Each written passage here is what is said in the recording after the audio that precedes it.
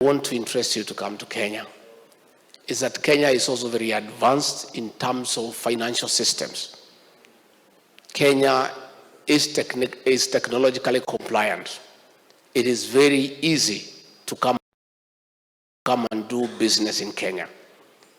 Again, it is a very safe country in a region that is unstable, and it is the country of destination for businesses from all over the world.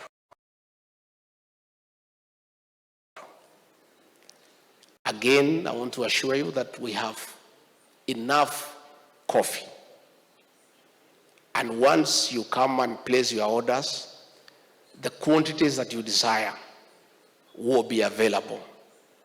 And you can be able to get that coffee and give it to your customers. Again, we are advantaged that we boast of a good port in the city of Mombasa on the Indian Ocean, making it very easy for any importer of our coffee to send it to any destination in the world. Again, we boast of a good transport system within the hinterland of Kenya to enable the coffee that comes from the factories and the societies of country to get to the port of Mombasa before exportation.